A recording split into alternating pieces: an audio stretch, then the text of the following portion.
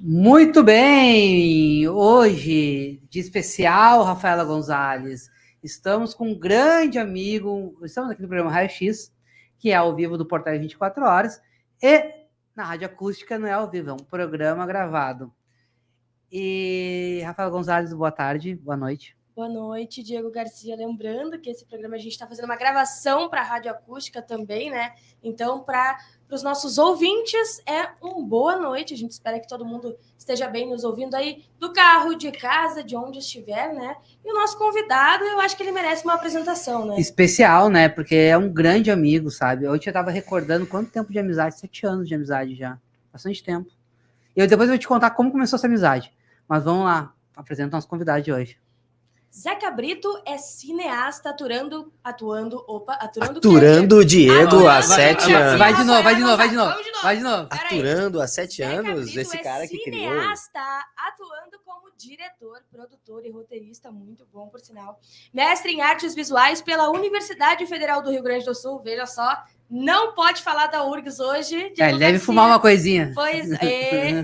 Graduado em realização audiovisual pela Universidade do Vale dos Sinos e poéticas visuais também pela URGS, viu? Ele foi diretor do Instituto Estadual de Cinema do Rio Grande do Sul e dirigiu, roteirizou curtas e longas metragens exibidos e premiados no Brasil e no exterior, como O Guri, Glauco do Brasil, em 97 Era Assim, A Vida Extraordinária de Tarso de Castro, Grupo de Bagé, Legalidade, 30 Povos, Hamlet e A Arte da Diplomacia. Esse, nosso convidado de hoje, é Zeca Brito. Pelo esse currículo aí, deve ter uns 65 anos. Ou mais. Ou mais, né? Porque é um currículo muito, muito bom. Boa tarde, boa noite, Zeca Brito. Boa tarde, meu irmão. Quando eu nasci, minha mãe tinha 46. Então eu tenho hoje, porque eu sou a continuação da minha mãe, 84 anos. Sim, porque esse currículo é um currículo... A gente dá continuidade, né, à vida e àqueles que nos oportunizaram existir e levamos eles conosco. Então eu trago no meu currículo também toda a trajetória do meu pai como ator, diretor, da minha mãe como atriz, e num mundo onde é preciso reafirmar a importância da arte a cada dia, a importância dos artistas, e é sempre um ato de muita resistência fazer arte. Pode parecer que às vezes as coisas são fáceis, que a gente passa por um período, ganhou prêmio, estava no tapete vermelho, mas é uma vida bastante difícil, onde todo dia a gente precisa reafirmar a nossa vocação e o sentido da nossa existência. Tu teve em 2 posições em Gramado. Durante muito tempo tu foi ali o cara da IECine, é isso, IECine? Foi o cara que meio que ajudava na construção do festival, e ano passado tu foi premiado. Gramado é o grande fim, não é um grande momento do artista, ou é um grande reinício do artista? Acho que tudo isso, Diego. Eu não tive em 2 lugares em Gramado, eu tive em muitos lugares. Sim, porque antes eu comecei como estudante de cinema, como público, um espaço onde me formei como meu repertório cultural, eu devo muito a Gramado. Pude assistir o cinema brasileiro lá, porque a gente tem uma dificuldade de conseguir que os filmes cheguem nas salas comerciais. Se a gente for olhar o catálogo do jornal hoje, 90%, talvez 99% das salas estão ocupadas com produção norte-americana. Aí ficam uns 10% para a produção europeia e 0,1% para o Brasil. Porque é lei. Porque é lei. Agora com a lei vai ser 3%, sei lá, 5%. Mas é porque é obrigatório, senão eles não colocariam. E acho muito estranho isso, porque esse cuidado que a gente tem com a cabeça, porque o repertório cultural é aquilo que forma o nosso cérebro. A gente deveria ter esse cuidado com a cabeça, a gente tem com a barriga. A gente não bota no bucho comida que vem de fora. A gente sabe que a carne boa é aquela que é produzida aqui, que o arroz bom é aquele que é produzido aqui, que a salada boa é aquela hortaliça. Quanto mais próximo do local onde a gente nasce, melhor é a qualidade. Não é esse o conceito hoje em dia dos orgânicos, por exemplo? A feirinha do sábado, né? A gente faz isso com a barriga, né? Mas com a cabeça, não. A gente bota um monte de lixo norte-americano todo dia quando liga a TV ou o streaming. E não consegue reconhecer que a gente só vai crescer quando a gente entender sobre o nosso passado, sobre a nossa cultura. A gente nunca vai ser um país de primeiro mundo enquanto a gente não tiver bases culturais cultivadas. E a gente tem todo um estofo cultural. O Brasil é um dos países com uma cultura riquíssima, mas tem muita dificuldade de fazer com que isso chegue à população. É muito estranho, assim. Se você for para os Estados Unidos hoje, você não vai ver nenhum filme brasileiro, mas você pisa o pé no Brasil, você só vê filme americano. Tem lógica isso? Mas será que não é um pouco também, tipo assim, porque é melhor composto? Vamos lá, não tô... Eu assisti o Pagador de Promessas, o verdadeiro não, o lá atrás. Eu vi O Homem que Virou Suco, são grandes obras brasileiras, né? Será que também, quando na era Collor, que teve aquela... Parou tudo. Parou tudo, o povo não emburreceu junto nessa questão? Eu acho que primeiro a gente tem que pensar que o país viveu 22 anos de uma ditadura militar que emburreceu muita gente, né? A gente vê gente pastando hoje em dia e que é resultado da militarização. Mas é verdade, tem gente que pasta até hoje porque viveu 30 anos de lobotomia, de lavagem cerebral, e porque a gente viveu uma redemocratização onde não se fez anistia, onde esse monte de bandido que tinha que ter ido para a cadeia não foi, ficou solto.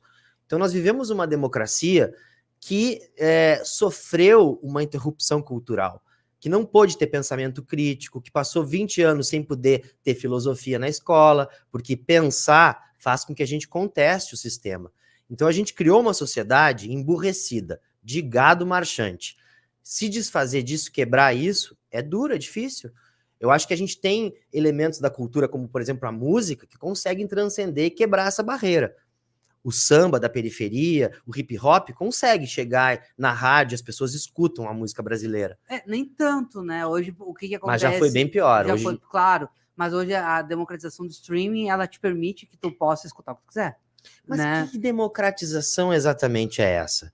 Porque democratização ou oferta unilateral? Porque se o streaming lucra tanto no Brasil, por que ele não investe em produção nacional? Se o streaming opera desreguladamente em todo o território, inclusive no Rio Grande do Sul, por que não tem filme gaúcho no streaming?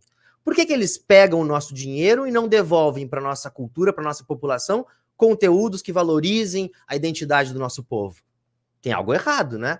Eu chamo isso de casa da mãe Joana. Esse país, em termos de respeito àquilo que se produz aqui, artista, não é sério. Tipo, ainda artista. Tem muito que caminhar. Ao artista, ao cientista, aos professores. A gente viveu agora alguns anos aí onde o pensamento crítico e a ciência eram a última coisa que valia e resultou em quê? 500 mil pessoas que morreram porque não tomaram vacina. É estatístico. Países que se tivesse vacinado na hora certa, teriam sido 250 mil mortos. Foram 700 porque não vacinou. Isso é dado estatístico, é real, a história é real. Ali, né? Vivemos isso, aconteceu. Um país que... Isso é resultado do quê? De uma sociedade, não é culpa só do Bolsonaro, é culpa de uma sociedade imbecilizada como um todo. Realmente, não, eu assim, concordo com muita coisa que ele falou, né? Mas era isso que eu ia te perguntar, inclusive, quais tu acha que são os desafios desse mercado do cinema brasileiro com os filmes gaúchos? Porque, como tu falou, né, os streamings, eles estão valorizando muito esses filmes de fora e parece que os filmes são monopolizados em São Paulo, Rio de Janeiro ainda. Eu acho que desenvolveu muito, mas filmes gaúchos a gente vê muito pouco, né? A gente não vê filme do Acre, a gente não vê filme do Pará, a gente não vê filme da Bahia, a gente não vê filme do Espírito Santo, a gente não vê filme de Minas Gerais, a gente não vê filme do Amapá, a gente não vê filme do Amazonas. A gente só vê filme de Rio e São Paulo quando se fala cinema brasileiro. Por quê? Porque o mercado hegemonicamente dominante que se estabeleceu ali naqueles dois estados, e aí todo mundo olha e acha lindo. Por quê? Porque falta regulamentação, política pública. Todo mundo deveria receber as mesmas oportunidades. Por que não recebe? Porque da parte de quem deveria fiscalizar, criar regramento para que isso fosse democrático mesmo, não existe. Aí tem um lobby pesado das multinacionais, você vai lá e vê os deputados sendo visitados por Netflix, por não sei o quê. Amazon. Aí, vamos ser inocentes, vamos achar que não tem coima no meio. Que isso? Aí você vê lá uma proposta de uma regulamentação do streaming, que a gente sabe que quem escreveu foi o streaming. Não foi a sociedade organizada, o setor organizado, os representantes sindicais que sabem o que é melhor para a população. Não, foi a própria indústria, chegou lá, sentou na mesa de um senador, e o senador deu um Ctrl+C e fez uma proposta que atende muito mais aos Estados Unidos do que ao Brasil. Isso aí é a sorte que teve um deputado coerente, que foi lá e apresentou uma outra contraproposta. Qual deputado? Eu vou citar o nome só do legal. O André Figueiredo. O André Figueiredo está com uma proposta muito boa de Qual partido que é? Do PDT, Partido Do Democrático PDT. Trabalhista. Partido do nosso querido Leonel de Moura Brizola. Nós vamos chegar no PDT, no Legalidade. Não, no PDT não. No meu querido PDT. Não, mas é muito isso, a gente vê, principalmente, por exemplo, na contratação de atores. Vai ter um filme lá, tá? Foi produzido em São Paulo. Eles pegam atores paulistas, cariocas, para fazer o filme, para representar um sotaque gaúcho. E eles não contratam o ator gaúcho. Essa, eu acho. Tu tá falando da série da Netflix, Eu tô falando tá falando de Santa Maria? nomes. Não, é que eu gosto de ser bem específico. Pode ser também. Porque aquela dublagem, vamos falar de dublagem, Mas isso eu vou aquela dublagem da Netflix ficou tosca. Mas isso é um problema histórico. Se a gente olhar, muito se falou isso das novelas, né? Quando as novelas repetiam o Nordeste. Quem vive no Nordeste sabe que tem uma diferença de sotaque entre a Bahia e o Sergipe. E o Sergipe que tá ali do lado. E ainda tem uma diferença de sotaque com o Ceará e Pernambuco. Quem nasce no Ceará fala de um jeito que é diferente de quem fala. Aí você pega uma coisa que é feita 3 mil quilômetros dali, é como se você botasse tudo no liquidificador e sai uma pasta, que não é nem uma coisa nem outra, mas tem um cheiro. Ou seja, não é... A gente tem que apostar, acreditar que a subjetividade, ela nasce do lugar onde a gente está. Então, assim, a produção criativa, poética, quando eu componho uma música em Bagé, eu sou influenciado por aquilo tudo que eu estou vivendo, pela carne que eu comi, pelo visual do Pampa. Então isso se dá em todas as esferas. O cinema é a mesma coisa. Se eu estou fazendo um filme sobre a Bahia na Bahia, é completamente diferente de eu fazer um filme sobre a Bahia dentro de um estúdio em Porto Alegre. É completamente diferente. Então, assim, mas e por que o carioca não aceita que eu faça um filme no Rio de Janeiro filmado na Amazônia? É ridículo, seria ridículo se a gente visse, a gente acharia ridículo, né? O cara tá imitando o sotaque carioca, mas a gente tá vendo que ele tá no meio da selva. Por que o contrário vale? Por que todo o Brasil tem que engolir uma produção que é feita no Rio de Janeiro e que imita os outros estados? Então, que saco isso! Vamos falar um pouco do Tempo e o Vento. Que tu pediu para eu ser polêmico. Não, mas... Gente, vocês estão assistindo, eu cheguei aqui calmo e manso. Aí ele disse assim, aqui o programa tem que ser polêmico, tem que ter 30 polêmicas, senão não tem audiência. Então eu tô aqui me esforçando ao máximo para ter opiniões extremas aqui. Não, mas tá certo. Tô brincando. Mas eu quero que tu bote esse Zeca pra fora, que a gente não conhece. A gente conhece o Zeca polido, diretor... Quando eu estava exercendo uma função pública, eu tinha que me abster do juízo de valor.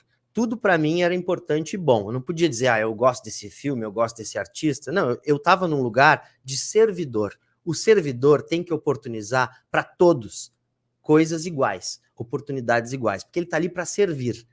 Agora eu não estou mais como servidor, agora eu estou como Zeca Brito artista. Então eu consigo agora ter liberdade para poder dizer que teu programa às vezes não tá lá essas coisas. Antes, se eu tivesse aqui, eu ia dizer que tá sempre maravilhoso, né? Eu não vou te defender dessa. Tá dizendo que meu programa não tá lá essas coisas? Joguei a polêmica pra ti. Tu gosta de uma polêmica, né? Mas falando sério agora, tu melhorou muito nesses anos. Eu vi uma foto tua 7 anos atrás e tu melhorou, assim, intelectualmente, visualmente, harmonicamente. Além de tu ter sido cada vez mais, tu ter cada vez mais um melhor amigo, um bom amigo. Zeca, é que também o ambiente e as pessoas te influenciam, né? Te conheci outras pessoas que também elevam a régua, isso eu deixo como dica para as pessoas, como é que eu saio para sair dessa zona de conforto? Conhece pessoas que vão te inspirar a ver um filme, a ler, a olhar um YouTube, né? Eu não vou falar em ler, porque eu não sou muito de ler. Tu tá falando de ser ou não ser, tu viu? Né? Exato. Já vamos chegar no Hamlet também. Não ser é tão difícil quanto ser. Ficar na zona de conforto, onde tá tudo bem, às vezes é tão difícil quanto sair dela, né? Exato. Mas é uma questão de escolha, né? E há 7 anos atrás, quando nossa primeira entrevista, cara, que eu postei a foto ontem, né? Eu vi um outro Diego ali, né? Hoje já eu consigo pensar no que eu vou te perguntar, eu consigo já também entender o teu ponto de vista sobre isso, né? As pessoas evoluem sobre né? E repertório, né, Diego? A gente vai adquirindo repertório, vai vivendo as coisas, vai experienciando, vai se tornando melhor. Então, eu quero, antes de nós entrar em outra pauta, tu falando isso aí, por quê? Porque tu foi assistente número 1 do Jaime Monjardim no Tempo e o Vento, é isso? Número 2. Número 2. Segundo assistente. Tá, o segundo assistente, o que ele é? O subdiretor? É um dos diretores do filme. É um dos diretores do filme. Vamos lá, agora vamos criar polêmica aqui. Tu trabalhou com o Thiago Lacerda, tu trabalhou com o Márcio Cristiano, Fernanda Montenegro, que é uma galera que não é daqui. Cléo Pires, né? E depois virou a série que tinha mais Zana atores Pires. conhecidos ali, né? Aí tinha o gaúcho aqui, tinha o Léo, acho, o Cris Pereira. Rafael Cardoso. Como tu fazer essa galera entender a nossa cultura? O Thiago já tinha trabalhado na Casa das Sete Mulheres, mas tu também diz assim, tá, beleza, vocês são os nossos invasores, vocês têm que se adaptar à cultura local, né? Eu acho que também aí, agora eu vou ser mais ameno, não dá pra gente ser tão radical. Agora o trabalho dele é ameno. Agora vai ser neutro. Eu acho que o que a Globo fez ali naquele episódio foi trazer a filmagem pro Rio Grande do Sul. Entender que só era possível fazer um Tempo e o Vento se ele fosse feito aqui. E acho que a gente tem que dar esse mérito, porque poderia ter sido, como a gente já viu em outros episódios, um Tempo e o Vento feito no Projac, ou feito ali na Serra do Rio de Janeiro. Ao trazer a produção para cá, isso foi um movimento que levou anos. Não foi da noite pro dia, né? Não. Foram 2 anos de preparação só para procurar a locação, os locais, para encontrar o local onde seria construído a cidade cenográfica de Santa Fé, que foi Bagé. Eu conheço Santa Teresa, que é muito legal. Ali do lado. Mas isso... Rafa, esse ano tu vai conhecer Santa Teresa, viu? Vou te mandar para lá. Levou um tempo. E aí, quando chega esse elenco todo que tu cita, a gente teve uma preocupação de, antes de sair filmando, de criar uma imersão, de criar uma experiência acerca do que é o Rio Grande do Sul, de agauchar eles. E aí, isso se dá indo para fora, montando a cavalo, fazendo carne assada no chão, indo para os CTGs, indo para os bairros, indo para as vilas, conhecendo a gente como ela é, ouvindo como é que o povo fala. E aí eu vou te dizer que eu tiro meu chapéu para o meu amigo Thiago Lacerda, porque ele se entregou com paixão a essa alma do gaúcho. Hoje, eu acho que ele é mais gaúcho do que carioca, paulista, que é onde ele circula mais. Eu vejo, quando ele chega aqui, o amor que ele aprendeu a cultivar por essa terra. E tem uma questão da cultura que é muito forte. A cultura gauchesca, ela é muito forte. Tanto que a gente vê aí no mundo todo as pessoas reproduzem, tem ali os CTGs como espaço de memória para reproduzir um pouco isso. Mesmo com o êxodo rural, mesmo com as pessoas tendo saído do campo, essa cultura ela se reproduz na cidade. As pessoas estão morando nas vilas, não tem mais o cavalo, mas segue se pilchando, segue gostando da geneteada, do tiro de laço, dos hábitos da gastronomia, do arroz de carreteiro, da ambrosia, do churrasco, do mugango. A cultura é muito forte. E a nossa cultura é muito bonita. É uma cultura que bebe na matriz indígena, no charrua, que tem a colonização portuguesa, que tem a colonização espanhola, que tem a colonização africana, que tem depois a colonização italiana, alemã. Tudo isso se mistura no Rio Grande do Sul. Com essa matriz que é indígena, que é o mate. Todo dia de manhã, quando a gente ceva o mate, a gente não se dá conta, mas a gente está se conectando há milhões de anos, porque esse mate circula na mão do gaúcho há, no mínimo, 20 mil anos, 30 mil anos. Esse mate que a gente toma é antes de Cristo. Já se tomava mate aqui no Rio Grande do Sul, os índios charrus, os guaranis, os guenôs, os tapes, já tomavam mate antes de Jesus Cristo. Que coisa mais bonita quando a gente se dá conta disso. E esse hábito está vivo até hoje. Isso é o que? A cultura, a força da cultura. Passa o tempo. Aí vem o colonizador alemão, italiano, bota uma cuia desse tamanho. Eu até falo isso no filme. Quando o Guarani tomava mate, a cuia era pequenininha. Porque o importante não era só tomar o mate, mas compartilhar em roda as conversas, os relatos, contar os sonhos que a gente teve na noite anterior. Então, o mate era um elemento de sociedade. Depois, vai mudando os tempos, a cultura vai se transformando. Chega o colonizador europeu e aí faz uma cuia bem grande, que é para ostentar, que tem um mate, cada um tem um mate maior que o outro. O mate segue existindo, mas o sentido que o índio, charrua, dava para ele, que o Guarani dava para ele, era um pouco diferente. Era o sentido do encontro, de compartilhar o que a gente tem de melhor, de contar a história na volta do fogo, da chaleira chiando. Que coisa mais bonita do que tudo isso? Isso é o Rio Grande do Sul. Então, quando o Tempo e o Vento veio para cá e se dá conta de tudo isso, começa a tomar mate, começa a comer churrasco, É diferente do que fazer lá no Rio de Janeiro. Então, eles se esforçaram. Juntou com uma gauchada daqui, eu acho que resultou num bom filme. Tá na Netflix, dá para assistir hoje de noite quem quiser. É um baita filme. Já assistiu, Rafa, o Tempo e o Vento? Não, eu ainda não assisti, mas é que é o meu trabalho, né, Diego? O meu chefe me demanda muitas coisas e eu faz um tempinho que eu não assisto nada na Netflix, mas eu vou com certeza adicionar. Eu oriento ela a assistir várias coisas, ela não assiste nada, Zé. Mas isso é bom. Ao mesmo tempo ele me dá muito trabalho, daí ele fica nessa tua escolha. O legal é que a gente, por exemplo, o Tempo e o Vento, eu acho que todo mundo já assistiu. Quando eu fico sabendo que alguém não assistiu, eu penso, que legal, porque vai fazer sentido para essa pessoa no dia de hoje, daqui para frente. O Thiago Lacerda tem uma história muito legal que ele conta, que a primeira pessoa que ele encontra depois que o Jaime avisa que ele vai ser o Capitão Rodrigo é o Tarcísio Meira. Já viu essa história já? E meio que o Tarcísio Meira abençoou ele, porque o Tarcísio Meira foi o Capitão Rodrigo. O Tarcísio Meira é o Capitão Rodrigo. É. E aí agora o Thiago Lacerda consegue também ser o Capitão Rodrigo. Antes ele é o Garibaldi, né? É. Sabia disso? E ele tem uma fazenda lá que o Zeca já me hospedou, que é uma fazenda muito linda, um hotel fazenda. Como é que é mesmo o nome, Zeca? Pousada do Sobrado. Que ele tem o quarto dele lá, Rafa. É bem legal, é bem legal. Esse ano a Rafa vai para o Festival de Bagé, que nós já vamos falar daqui a pouco, já que é o segundo ano que eu vou e é o segundo ano que eu tenho uma experiência incrível em Bagé. Ô Zeca, eu quero falar um pouco do filme que tu está lançando agora, que ganhou Gramado, 5 Quiquitos. Nós somos, eu digo assim, o Portal 24 Horas é o único veículo que tem um Quiquito. É verdade. Né? É verdade.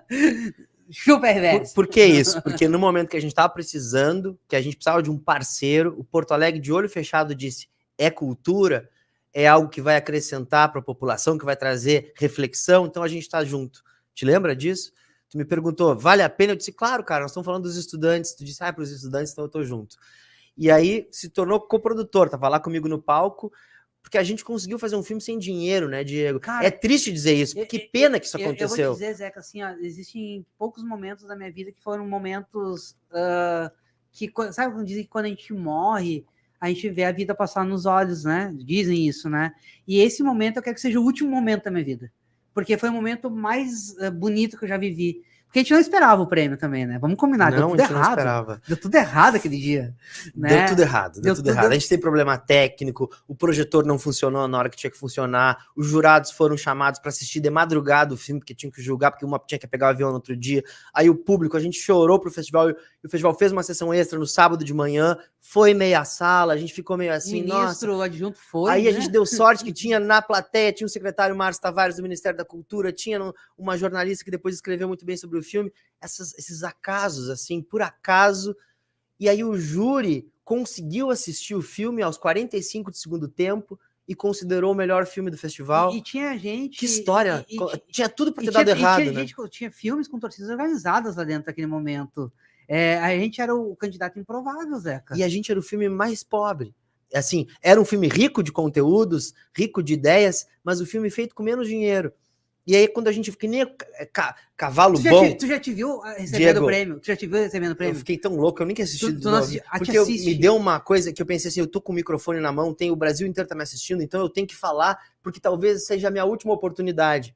Então eu peguei aquele microfone e nem sei o que eu falei sobre uma catarse, sobre como tinha sido difícil chegar até ali, e ao mesmo tempo como eu estava satisfeito com tudo aquilo. Quando te anuncia o filme como o melhor filme do festival, eu quero que tu te assista, que tu vem incrédulo.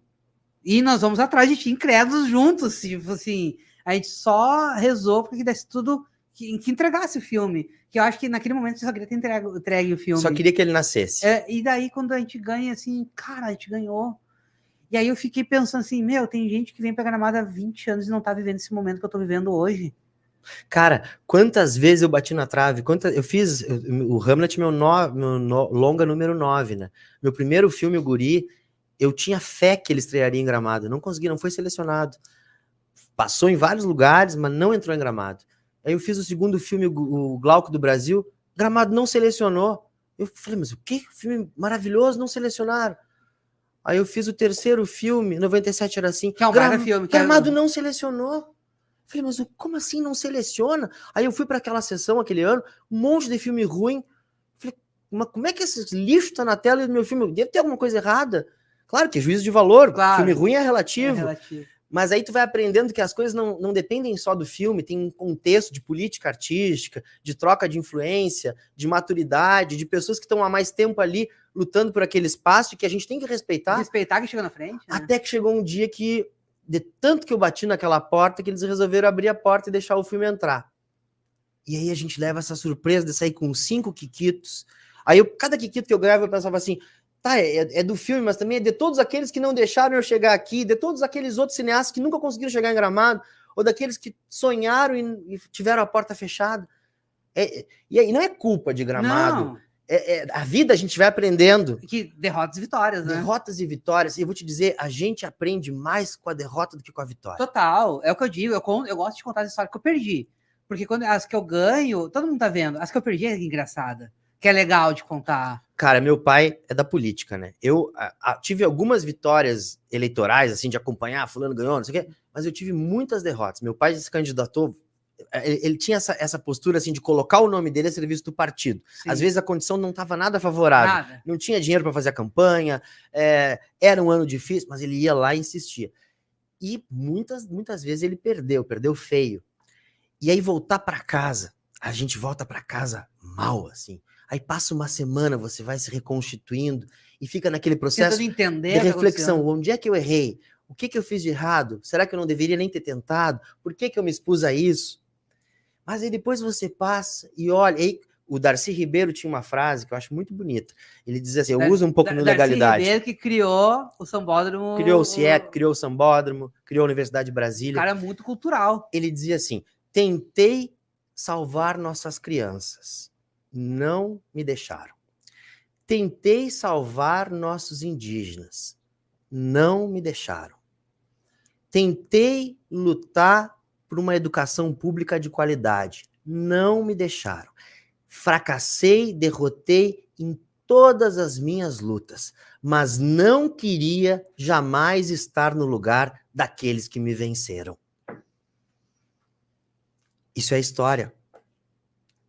Ou seja, quem costuma vencer é a mediocridade. Se a gente vai pensar, olhando para trás, assim, quantas vezes a gente vê um medíocre lá ocupando um espaço de poder, de governança, e quanta gente bem intencionada que não consegue nem entrar na porta do palácio, né? E a vida é feita assim, a gente vai aprendendo. Às vezes é melhor perder, Diego, porque aqueles que ganham naquele período histórico, passa o tempo. Aí eu vou falar do Hamlet agora. Em abril de 2016, estava lá o presidente da Câmara, dono da verdade, cortando cabeças. Eduardo Cunha, né? Um tempo depois, qual foi o destino? Preso.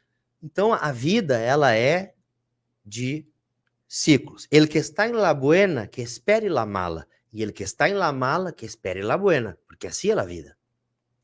E aí, só para fechar e para voltar no Hamlet, em Gramado, aprendi também lá nas carreiras de Bagé que cavalo bom não é o cavalo de largada, é o cavalo de chegada. Ah, então eu sou bom, porque foi a frase que tu usou para mim, não foi?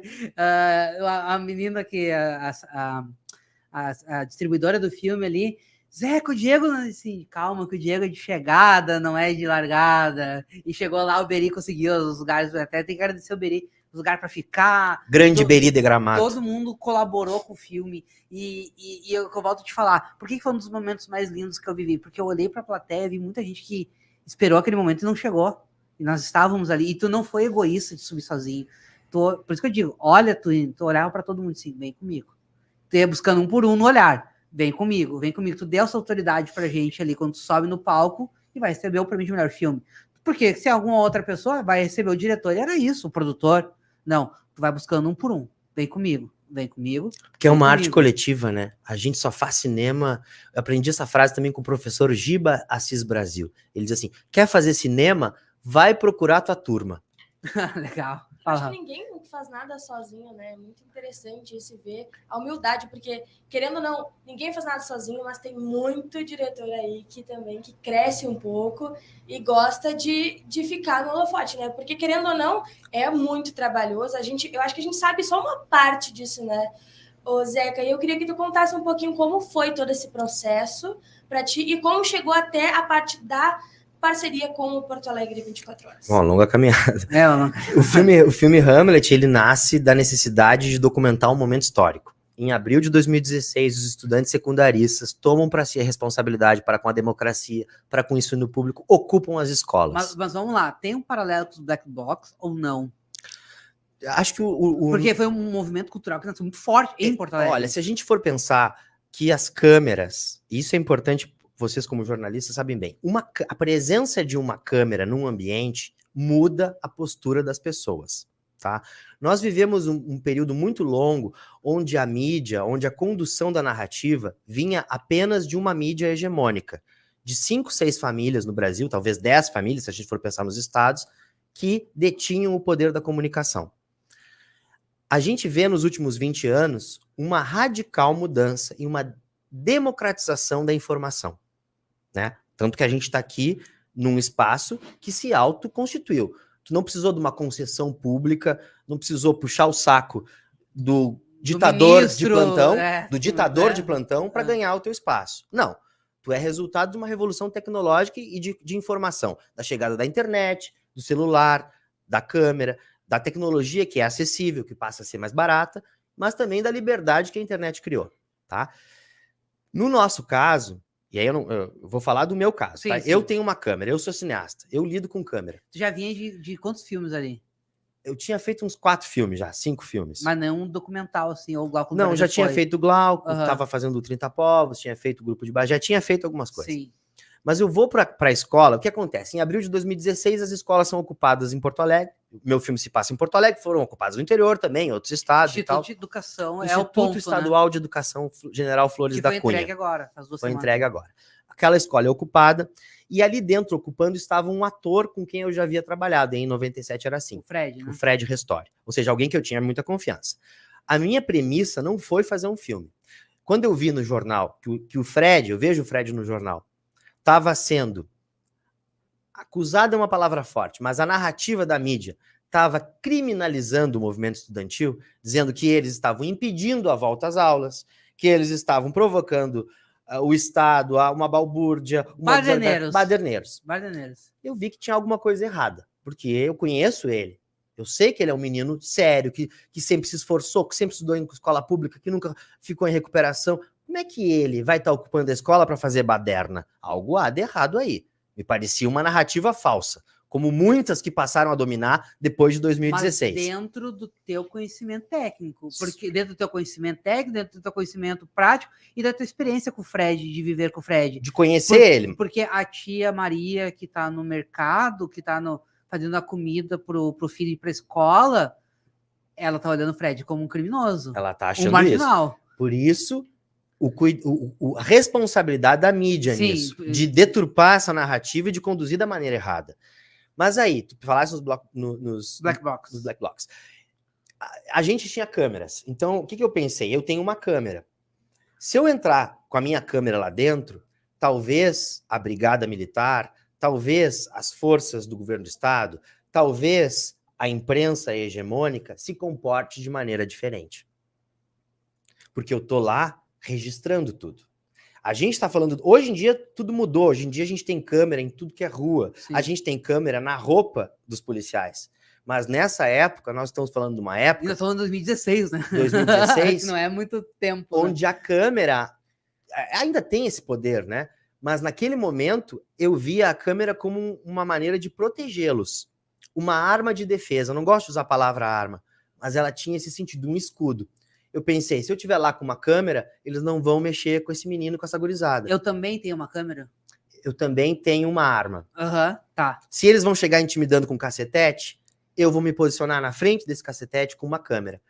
Porque a gente sabe que isso daí vai ser usado um dia para a gente poder encontrar quem são os verdadeiros culpados desse crime, se o crime acontecer. Uhum. Então, assim, a presença da câmera muda a dinâmica da sociedade. Esse foi o nosso impulso. Protegê-los. Vamos entrar para a escola também e vamos ver o que está acontecendo. Não existia filme. Não, o filme aconteceu, inclusive, depois que a gente já tinha filmado. O filme, a forma como a gente vê hoje o filme, foi depois. Não existia filme. Tinha essa vontade de estar lá. E quando a gente entra lá, a gente se depara com uma coisa que era completamente o contrário do que estavam dizendo na mídia, no jornal, na televisão. A escola estava limpa, pela primeira vez. E como estava na mídia? Vamos comparar. Como estava na mídia? Na mídia estavam dizendo que os estudantes estavam ocupando a escola, que as aulas tinham sido interrompidas, isso ia prejudicar o ano letivo, que eles não estavam deixando a faxina acontecer, que não estavam deixando os professores entrar, que isso ia depredar, que eles iam sujar, que eles iam pichar, que eles iam quebrar. Tá? Quando a gente entra na escola, a gente vê a escola limpa, a gente vê a escola cheia de cartazes reivindicando melhoria do salário dos professores, a gente vê a escola, aquilo que estava sendo quebrado e depredado em fotografia bem grande, para que a gente ficasse sabendo que o banheiro não funciona, que a cozinha está cheia de rato na comida. Ou seja, eles estavam denunciando aquilo que o sistema não queria que aparecesse. E o sistema, por um lado, gostava de mostrar que a escola estava caindo aos pedaços, porque havia ali um projeto de privatização. Quanto pior a escola estivesse, mais justificativa tinham os governantes. Eu explico para venda. Para vendê-la. Uhum. É um prédio caro ali. Quando a gente vê uma escola sucateada, a gente pode achar que é falta de recurso. Mas a gente também pode interpretar como projeto político. Porque isso é projeto político. E não tenhamos ingenuidade. Não passa só por um partido, passa por um sistema que é internacional. Se a gente for pensar que o ensino privado, ele, por exemplo, parte dele é dominado pela Igreja Católica. Isso há séculos. O Darcy Ribeiro não conseguiu fazer uma revolução na educação pública lá com o Jango por conta da pressão de quem tinha interesse na educação privada, no ensino superior, por exemplo. A gente agora, há 20 anos, começa a ver essa quantidade de universidades públicas. Durante muito tempo, não era permitido que isso acontecesse. Era uma elite, né? O sistema não queria que a educação chegasse para todos. E quando chegava, tinha que ter um custo para continuar a escravização das pessoas, manter elas aprisionadas, tendo que trabalhar para ter o mínimo. Quando a gente entra na escola, eu me deparei com a escola dos meus sonhos. Porque lá se fazia arte, se tinha liberdade para se contestar e para se dizer o que se pensava, era possível exercer a liberdade de gênero. Eu vi pessoas ali que eram LGBTs pela primeira vez sendo tratadas com dignidade. Pelos pares. Pelos colegas, porque se falava sobre como que a pessoa como ela se vê naquele ambiente. Será que é permitido que ela seja o que ela realmente é? Num ambiente que faz ela marchar, ter o cabelinho bem curtinho? Andar em fila e ficar preso dentro de grade? Porque a escola, infelizmente... Que bom que existe a escola pública, em primeiro lugar. Tem países que não tem. Mas, infelizmente, o modelo que a gente tem é um modelo militarista, que não ajuda em nada ao cérebro, ajuda a gente a marchar. É bom, é importante que a gente tenha a vida como ela é, a sociedade organizada assim? Não sei. O Einstein dizia que não. O Einstein dizia que o problema da humanidade era o militarismo e as guerras, que a gente deveria construir uma coisa chamada paz. Paz. E a gente não faz paz com armas, a gente faz paz com lápis, com caneta, com ideias. Fui longe aqui. Não, mas tá bom. Então, tu encontra... Rafa, intervalo? Como é que estamos aí? Mais uns 2 minutinhos, Diego Garcia. Bah, mas é que ele se aprofunda demais. Vamos fazer bem rapidinho nesses 2 minutinhos. Vamos falar do serviço do filme que está hoje em cartaz, às 19h30. Nunca é pouco para falar isso. Vamos falar várias vezes durante o programa. Tá, vamos lá. Que é na Casa de Cultura Mário Quintana, o espaço mais querido da cidade de Porto Alegre, espaço cultural, ali na Rua dos Andradas. Já foi lá, né, Diego, na Casa de Cultura? Várias vezes. Já passou pela Travessa dos Cataventos? Central do Brasil... Teve uma parte Legalidade. Teve um filme que a gente, do Jefferson D. Brother. Não foi o Brother que eu assisti, o outro. Doutor Gama assisti. Eu recomendo todo mundo a conhecer a Casa de Cultura. É tudo de graça, a oferta cultural lá, exposições, música. Vamos lá, não fazer. É tudo barato. Tudo barato. Não é caro. Não é caro. Não é caro. Vamos intervalo? Vamos para um rápido intervalo e já a gente volta com mais Zeca Brito. Voltamos para a segunda parte dessa entrevista. Esse cara aqui que eu não vou nem dizer que ele é um convidado, porque ele é uma das poucas pessoas que eu posso olhar no olho e dizer assim, esse cara é meu amigo, sabe? Vivemos muitas coisas juntos, né, cara? Que foi a gente na Sapucaí ano passado. Eu pensei isso agora, velho. A gente conseguiu que ninguém... A galera fica um ano buscando credenciamento para filmar na dispersão, na concentração. a gente só usou o amor, assim, chegou e falou, olha, com uma boa intenção que a gente tinha, a gente queria estar lá fazendo uma cobertura para os espectadores do Porto Alegre 24 horas, de última hora, quando viu a gente estava entrando lá ao vivo. E eu com diarreia, infecção intestinal, o Zeca só dizia assim para mim, assim, Rafa, só não morre, Diego, por favor, lembra, Zeca?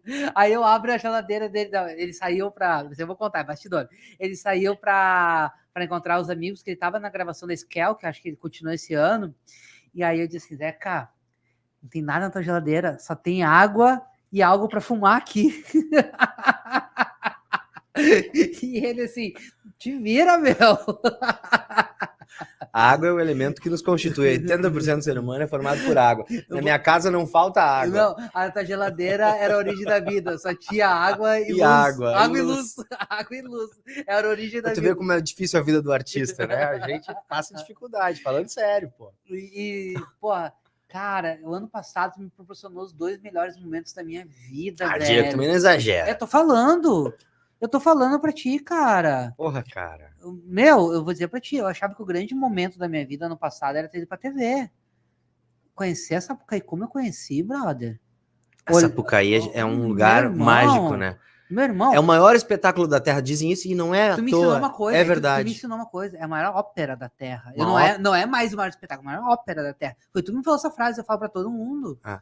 Não, eu te falei essa frase, né, Rafa? Que o carnaval é a maior ópera da Terra. Cara, você pensar que aquelas pessoas que passam o ano inteiro se preparando para aquilo, tem uma vida difícil pra caramba, sabe? Faz um sacrifício pra comprar uma fantasia, pra seguir indo lá nos ensaios uma vez por semana, pra tocar na bateria, e aí se superam, assim, não tem saneamento básico, não tem condições de trabalho, não tem aposentadoria. E todo mundo é igual. E aí fazem o maior espetáculo da Terra. E todo mundo é igual. Olha que louco que aconteceu, tá? Eu vou te contar isso, nunca te contei isso. A gente fez o carnaval e eu via as tiazinhas da comunidade arrumando a fantasia das galera. Beleza. Foi o que eu vi com meus olhos. Aí a gente foi pro Carnaval de Uruguaiana, que inclusive sexta, sábado, domingo agora é o Carnaval de Uruguaiana. E a Carol chegou pra mim, né? Diego, como é que eu vou me arrumar? Eu disse, cara, me disseram que o Carnaval de Uruguaiana é balizado pelo Carnaval do Rio. Vai ter umas tiazinhas para arrumar a fantasia lá. Isso no campo da ideia. E quando eu cheguei para arrumar a Carol, o que tinha? Umas tiazinhas para arrumar. Tipo assim, eu já vi isso lá atrás no Rio. E os caras de Uruguaiana fazem tão bem que faz igual. Fazem muito bem. Né? Tu entende? Então, tipo assim, o que eu vi em Uruguaiana não foi uma baita entrega, entendeu? Eu nunca ousei falar assim, mas não é igual ao do Rio. Sabe? Essa prepotência. Porque eu vi aquela galera, o quanto ela se dedica para entregar aquilo. Quanto amor tem naquilo. Tu entende? Em Porto Alegre também. Esse ano eu fui no Carnaval de Porto Alegre, uma correria que eu tava no meio de curso. Eu fui ali, mas eu soube valorizar. Eu não deixo mais ninguém comparar. O Carnaval do Rio é melhor que o de Porto Alegre. Não, velho. Tu não sabe que essa galera passa para entregar o que eles estão entregando. Eles não sabem o quanto eles são sangue aqui, né? Não tem como comparar, que nem uma mãe comparar um filho, né? Onde a coisa que é feita com amor não pode ser comparada. Ali tem amor, tem afeto, tem entrega, né? E aí depois vem Festival de Gramado, depois a gente vai pro Festival Sabe que eu tenho uma história no Carnaval de Porto Alegre, né? Não, qual história tem? Chama Maria do Bairro. Sim, óbvio, o bloco. Hoje tem um monte, 100 blocos, 200 blocos, mas quando eu fiz o Maria do Bairro, não tinha nenhum bloco mais em Porto Alegre, né? O Carnaval de Porto Alegre tinha morrido. Mataram, né? Mataram. Nada morre, matam. Matam, né? É exatamente, um projeto ali de transformar a rua num espaço entregue para supostamente é difícil falar nisso, mas na verdade a gente sabe que são. É difícil falar isso para não perder patrocínio? É difícil para não perder patrocínio. A gente começa a falar na autocensura, né? Mas na verdade, quando a gente cria o Maria do Bairro, é porque tinham índices altíssimos de roubo de carro na Rua Sofia Veloso. Toda semana roubava um carro, fora assalto à mão armada. Aí a gente pensa assim, não, a gente precisa ocupar a rua com arte. Movimento cultural. Ocupar a rua com cultura. Porque se a gente não ocupar a rua com cultura, ela será ocupada por alguém. Ela será ocupada pelo traficante, ela será ocupada pelo arrombador de carro, será? E assim, o cara é arrombador de carro porque falta trabalho, porque não recebeu oportunidade de estudo, porque não tinha condições de ter um outro caminho. Também a gente tem que olhar com um olhar crítico para a sociedade que a gente vive, Total. Que é uma sociedade que joga todo mundo para baixo da cadeia, que enche os presídios, mas que não se preocupa em ter uma escola de qualidade, que não se preocupa em ter um trabalho de ressociabilização. de reinserção na sociedade por aqueles que a sociedade discrimina e aparta. Então, a rua, como ambiente social, ela pode ser um espaço de utopia, de sonho, de amor, de liberdade, de encontro. Cara, a gente fez o Maria do Bairro foi crescendo, foi crescendo, foi crescendo, foi crescendo. Nunca teve um episódio de violência. Aconteceu roubo de celular, coisa assim, mas nunca teve um soco, uma facada, um tiro. E a rua tinha 30 mil, 40 mil pessoas. Tomavam a rua. Isso é bonito do carnaval também, o carnaval dos blocos de rua. Sim, sim. Porque a gente tem que ter fé na sociedade que a gente tem. A gente tem um país com um povo muito bom. Qual é o país do mundo que faz essa festa popular, onde todo mundo toma as ruas e as pessoas se respeitam, que as pessoas voltam para casa apaixonadas, se casam, namoram, beijo na boca. Isso é lindo. O amor de carnaval. Isso é lindo, cara. Isso é lindo. Se a gente cultivasse o amor, a gente, mais do que é cultivado, a gente daria muito mais valor às festas populares, à rua ocupada pela música, pela beleza da plasticidade. Então, assim, quando o Maria do Bairro nasceu, não tinha mais carnaval em Porto Alegre. Tinham acabado com os blocos de rua. E aí a gente faz 2, 3 anos ali na Resistência, aí no 4º ano a gente já vê o Bloco da Laje, o Turucutá, daqui a pouco vem o Galo do Porto, e a coisa foi se tornando um movimento Os bonito. filhos do Padre Washington. Hoje são 80 blocos na cidade. É bonito, né? Esse ano não vai ter o Maria do Bairro. Ninguém me perguntou, e aí não vai ter mais? Porque as coisas têm o seu ciclo, né? Uhum. Quando for fácil de novo fazer o Maria do Bairro, a gente volta a fazer. Mas hoje a coisa ficou de um jeito, e aí eu faço aqui uma crítica à gestão municipal, que não teve esse cuidado de olhar se o edital contemplou os blocos mais antigos. Não contemplou. Porto Alegre, nesse carnaval, não teve Areal da Baronesa, o berço do samba. Porto Alegre, nesse carnaval, não teve Maria do Bairro. Por quê? Nós não fomos contemplados no edital. Tá errado, né? Acho que algum modelo aí de se olhar... Mas a questão de antiguidade posto? Questão de regramento mal feito, porque eu acho que quando a gente chega a 18 anos de história, tu tem que te submeter de novo a concorrer com um bloco que foi inventado ontem ou a semana passada.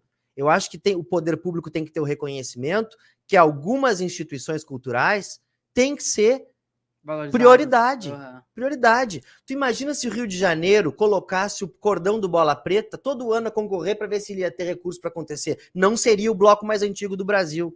Nós temos um problema de memória e as pessoas às vezes se contentam com aquele pouquinho que lhes dão. Isso é muito triste. Mas eu também não vou ficar não vou ficar aqui com mágoas, porque o Maria do Bairro teve uma trajetória de muita felicidade. A vida inteira o último show do Maria foi do Bairro assim. Foi comigo. E a gente sempre brigou um pouco com a prefeitura. Mesmo quando a prefeitura autorizava, chegava na hora lá, queriam que a gente acabasse meia hora antes, depois começava a incomodar, ou chegava o secretário a querer fazer discurso. Como eles gostam de pegar o palanque pago com recurso público e se apropriarem, né? Aí vão por cima. Nos eventos de cinema também é assim.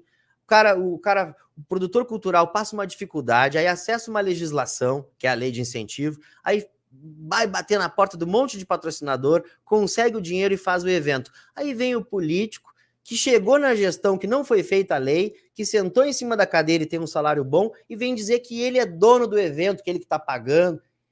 Quando eu estive no serviço público, a vida é perto.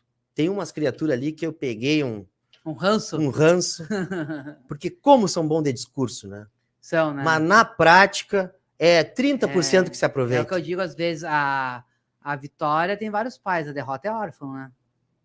Exatamente. É muito louco isso, né? E para um político se apropriar daquilo que é do povo, tem vários exemplos, né?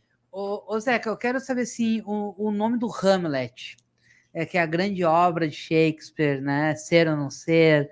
Tem o debate do menino com o pai dele, inclusive o pai do menino, eles têm esse diálogo no filme, viu, Rafa? Entre ser e não ser. Por que o Hamlet? Por que esse nome se não existia nem filme? Mas, primeiro que o ator, acho que todo grande ator que conhece a dramaturgia universal tem o sonho de fazer esse personagem. Porque ele é um personagem que diz sobre a existência humana e diz sobre o próprio ofício do ator. Vai levantar voo? O ar-condicionado aqui. A peça Hamlet, ela tem um grupo de teatro dentro da peça que faz toda uma crítica da realidade, que faz uma leitura daquilo que está acontecendo. E isso é uma característica dos artistas. O artista, quando ele faz uma música, quando ele faz uma paródia, quando ele faz... Por exemplo, a gente viveu isso aqui no Brasil na época da ditadura.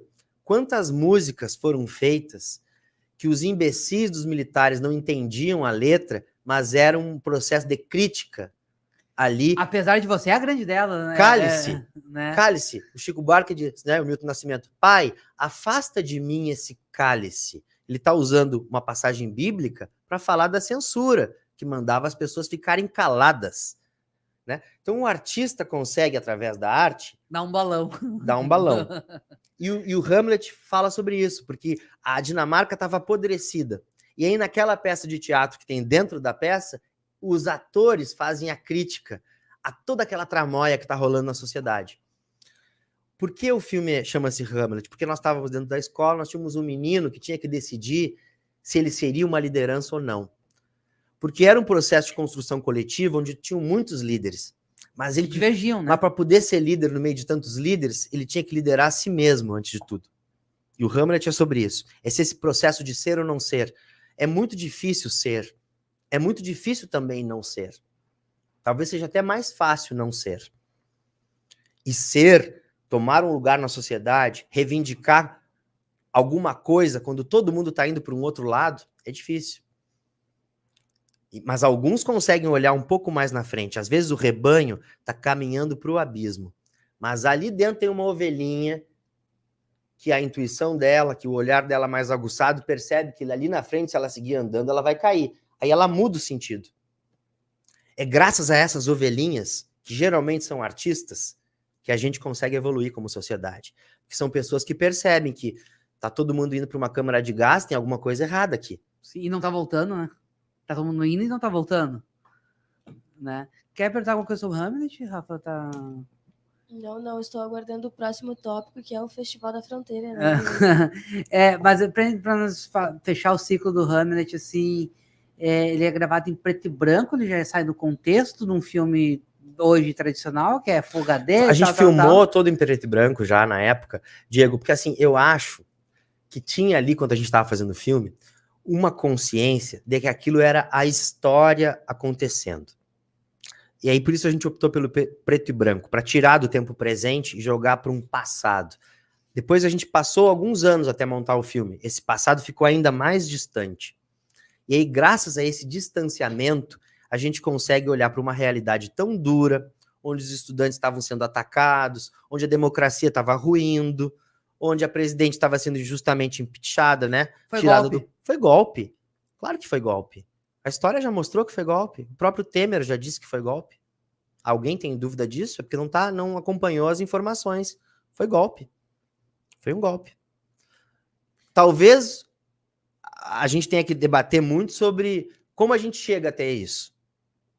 Antes disso, qual era o sistema político, como que as coisas, como é que se davam as eleições, da onde vinha o dinheiro para as campanhas, tudo isso tem que ser colocado em pauta, né?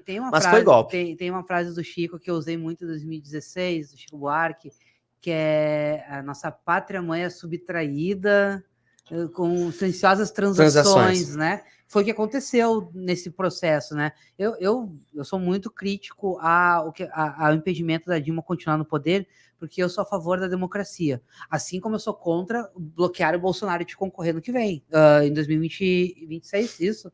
Sou contra. Eu acho que a democracia não é isso, é deixar concorrer que o povo escolhe. Por mais que tenha impedimento e tal, não, vamos votar numa urna. Assim como eu fui contra tirar o Lula do jogo, eu sou contra. Para mim, democracia... Tu é a favor da democracia? Tô plena, que é todo mundo concorre. Também acho. Tu entende? Lá na frente o povo escolhe. E também não reclama das escolhas. Deixa os 4 anos ali. Daqui 4 anos tu revê, e aí tu segue novos rumos, né? Então, eu volto a dizer, fui contra o impeachment da Dilma, fui contra o impedimento do Lula concorrer, e sou contra o impedimento do Bolsonaro concorrer daqui 2 anos, né? Eu quero que a democracia seja plena e as pessoas tenham a opção de escolher. Não tirar uma pessoa do jogo e dizer, vocês têm só essa opção aqui, o resto é o menos pior na visão de vocês. Mas eu acho que a pessoa que tá jogando tem que também respeitar as regras, né? Não, tudo bem, mas, cara, eu sou a favor de que qualquer pessoa concorra. Tu entende? Eu sou a favor de que qualquer pessoa concorra, desde que ela não queira ficar o resto da vida no poder. Não, sim, por isso que já E temos quando 8 uma anos de pessoa mandato. tenta ficar o resto da vida no poder, É ela ditadura. deve ser responsabilizada por isso. É ditadura. Mesmo que ela não venha a ter conseguido, se ela tentou reverter as regras, Tu acha que ela sai do jogo aí? burlar as regras, ela tem que ser automaticamente eliminada do jogo. Porque se a regra existe, a regra é clara. Agora, se eu entro em campo para dizer que goleiro não defende mais, que goleiro é que bate Não o pega com as mãos, pênalti... né? Não pega com as mãos, é isso? Exatamente. É um ponto de vista interessante. Aí eu tô querendo acabar com o futebol. Sim, pode falar. E é por isso que o Rodriguinho saiu do BBB. O BBB é um retrato da sociedade, que eu acho. Com certeza, Entendeu? com certeza. Então, quando tu vai construir o filme, tu falou ontem no lançamento do filme, que o Hamlet, durante as filmagens, ele surgiu o Hamlet. E aí tu conseguiu constituir ele como Hamlet, O Fred, eu fui provocando pra ele. Então vamos fazer Tem um uma Hamlet cena, aqui. que acho que foi aquela cena que ele ganhou o melhor ator em Gramado. Que ele entra numa que piração. ele entra num transe. E eu te perguntei como... Rafa, tu tem que assistir. Porque, Eu vou, com certeza. Gente, Tá na o minha filme lista. esse filme que a gente tá falando chama-se Hamlet, tá em cartaz na Casa de Cultura Mário Quintana, na Cinemateca Paulo Amorim, já ia falar às isso. 7h30 hoje ele passa segunda-feira, passa terça, passa quarta, vai passa liberar uns quinta. ingressos aqui pra gente Até dia sortear. 7 de março. Vamos né? liberar 6 ingressos, senão depois ele vai continuar às 3 da tarde, depois do dia 7. Entendi. Ele tá às 7h30. Horário de URGS, assim. a Depois ele galera vai para de URGS. tarde, depois ele volta da noite na outra semana. Eu queria dar 6 ingressos aqui pro Opa, Porto Alegre 24 Pra horas. sortear. Opa, vamos sim. Ah, 6 não, 10, né? Porque a gente é 10 coprodutor, ingressos. a gente é Redonda, coprodutor, né? é. 6 pra 10 é coisa 10 louca. ingressos, mas aí a pessoa que for, ela tem que convidar mais alguém, né? Claro. Pra virar 20. Claro, com Olha aí, certeza. boa, boa. A gente vai lançar a promo lá no Instagram do Porto Alegre 24 E horas. dá o play, né? Com certeza, dá o play em colaboração com o Porque Zeca o Portal também. 24 Horas é a única mídia do estado ou do Brasil que tem o Kikito em Gramado. Olha, Tá? E vem cá, é verdade que Porto Alegre 24 horas é a mídia com maior visualização do estado do Rio Grande do Sul? No momento, sim. Engajamento? É Quando- verdade que vocês bateram todos os grupos hegemônicos e são hoje o grupo alternativo a tudo isso, que é maior do que tudo isso, inclusive? Eu vou dizer que eu tenho a pessoa mais crítica do Portal 24 Horas, trabalha dentro do Portal 24 Horas, que é a Rafa, né? a Quanto... primeira pessoa que conseguiu deixar o Diego vermelho aqui no estúdio foi o Zeca Brito, parabéns. Quantos milhões de... Não, vamos falar. Não pode falar isso? Não, você é prepotente. Não, quero esse número, porque é uma vitória. É uma vitória, É uma vitória. Diego. Quantos está nosso alcance hoje, Rafael? Alcance? Tu viu? Mais de 1 milhão, com certeza. Tu não viu, né? Não. Abre teu Instagram aí. Bom, Ah, que esse eu quero que tu engajamento fale. sirva para libertar as mentes ao pensamento crítico, sirva para levar cultura, para levar informação, para levar conhecimento, para provocar os jovens a fazerem o Enem, a entrarem para o ensino superior, para manter os meninos nas escolas, entendendo que a educação é o que vai garantir o E nosso a cultura. futuro. Eu sou educado pela Que cultura. Porto né? Alegre 24 horas tem um compromisso com a informação verdadeira, que possa cada vez mais checar as fontes, ter um compromisso com o jornalismo sério, que vocês cumpram essa missão com a grandeza que esse número todo exige de vocês. Como é que tá nosso alcance hoje, Rafael? Olha, se meus olhos não estão me enganando, tá mais de 13 milhões aqui no momento. Isso é bonito, hein? Isso é bonito. É grande, né? Isso chama-se comunicação. O Drummond dizia que a comunicação é o maior Deus de todos. É o Deus comunicação. Então, para os 13 milhões aí das contas alcançadas, a gente vai lançar 10 ingressos para ver Hamlet lá no Mário Quintana, na Cinemateca Paulo Amorim. Um filme feito em Porto Alegre, Isso que aí. ganhou 5 Kikitos, ganhou o prêmio de melhor direção no Festival de Buenos Aires, ganhou menção honrosa em Portugal, e é um filme de Porto Alegre para o mundo. O mundo agora vai assistir, vai entrar em São Paulo, no Rio, daqui a 3 semanas, depois da gente ter matado a charada, que todo mundo ter assistido antes, aí a gente vai para o resto do Brasil. E a gente quer chegar no resto do Brasil com o embalo do povo gaúcho, dizendo, vá conhecer o cinema gaúcho, que assim como a nossa carne é a melhor do Brasil, a gente tem um cinema bom pra caramba. Aí a gente também tem informações que esse filme vai passar em algumas salas da China, né? Eu tenho essa informação, né? Opa. Ô, Zeca... Eu vou falar em primeira mão aqui, o filme vai passar em breve no Canal Brasil. Canal que eu tenho orgulho de fazer parte da programação, que leva o melhor do cinema brasileiro, e um dia esse país ainda vai colocar esse canal em TV aberta. que eu queria todo dia poder chegar em casa e ver um filme brasileiro. Eu sou um telespectador do Canal Brasil, eu gosto muito do programa do Paulinho Mosca, que ele leva os artistas e toca os artistas. Acho muito do caramba aquele negócio, né? Charles Galvin também, dos Titãs, tem um programa lá de música. Tem. Eu assisti... Lázaro Ramos tem o Espelho, que é muito bom. Eu assisti um filme do Lázaro Ramos, Madame Satã, no Canal Brasil. Que é com o ator gaúcho Flávio Baurac, nascido em Santa Maria e homenageado do Festival da Fronteira de 2024, agora em abril. Madame Satã ele fez? Ele fez. Olha, Madame Satã. Loucura. Tu quer entrar um pouco no Festival da Fronteira, Rafa, que eu já fui 2 anos seguidos? Porque em Gramado é fácil, é glamour. Meu, Bagé, velho, é longe, mas quando tu vê Bagé, meu... E eu tive uma experiência em Bagé agora, por último, que eu fui, que olha, nunca esqueci de Bagé. Bagé não é longe, Porto Alegre que é longe. Bagé é o centro do meu mundo. Né? Já dizia a musical JM, né? Eu acho que, inclusive, Porto Alegre faz parte da grande Bagé, meu amigo. Zeca, tu é idealizador, né, e diretor artístico, então, do Festival Internacional de Cinema. Ele criou um festival para ele, para chamar de meu. Não, mas isso é um sonho, eu acho, de qualquer artista, diretor. Eu vou te dizer que não é, assim, necessidade, não é exatamente sonho. Eu acho que quando as coisas não existem, quando as portas não se abrem pra gente, a gente tem que construir uma porta. Verdade. A marcenaria nos ensina, vai lá, pega uma madeira e faz a porta.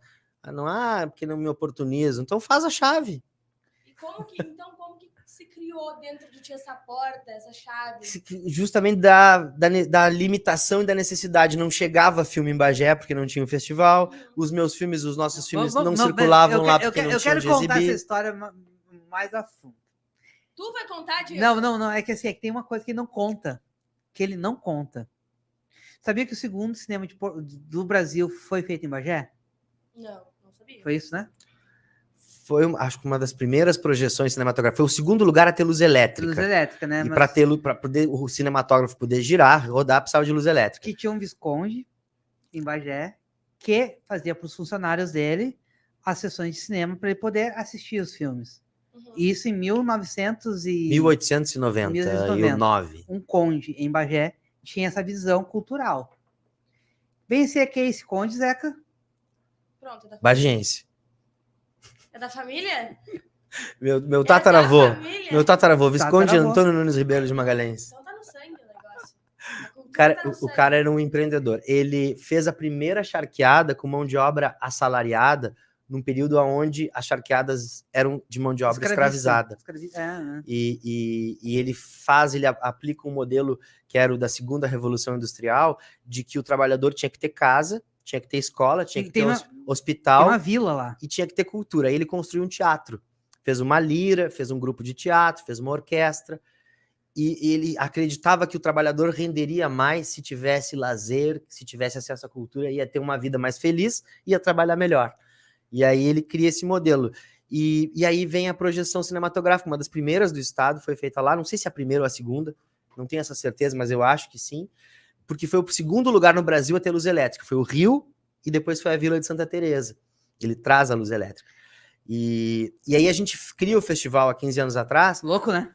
Para também dar sentido, porque esse espaço foi revitalizado há 20 anos atrás. Ele quebrou, depois veio a Segunda Guerra Mundial, a Primeira Guerra.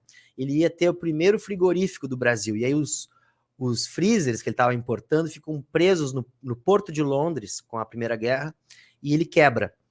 E aí ele vende, a charqueada vem abaixo e tal. E 100 anos depois a comunidade se reúne e reconstrói o teatro. Projeto do arquiteto aqui de Porto Alegre, Flávio Kiefer, mesmo que fez a reforma da Casa de Cultura Mário Quintana. E aí se construiu um novo teatro, que é onde acontece o festival, que tu conhece, o Teatro Santo Antônio. E aí a gente cria o festival para trazer filmes, porque Bagé estava carente de assistir cinema, para mostrar a nossa produção, que as pessoas não conheciam. O cara faz cinema, mas eu nunca vi um filme dele. Né? É artista, vai artista. Isso eu escuto todo dia, onde é que eu vejo teus filmes? É tão difícil fazer com que o filme circule, né? E aí a gente criou esse festival e há 15 anos ele acontece. Esse ano a gente vai para a 15ª edição, Diego, em abril, de 23 a 27. As inscrições estão abertas até o dia 15 de março. Estaremos lá. Um evento que valoriza a produção nacional, mas que tem esse olhar assim de fronteira, né? De pensar que no espaço de fronteira, que a gente tem o idioma português, o idioma espanhol, a gente pode estabelecer trocas, intercâmbio. E também é um pouco ressignificar, porque durante muito tempo, Diego, a gente aprende lá em Bagé, aprendeu que a fronteira era um espaço de defesa, onde a gente tinha que se preparar para defender o Brasil, preparar para ser muito brasileiro e tal. E no fundo é um espaço super híbrido. A música que chega vem do Uruguai, o quilo que a gente come, né, vem do outro lado, daqui a pouco a gente se apaixona por uma pessoa do outro lado.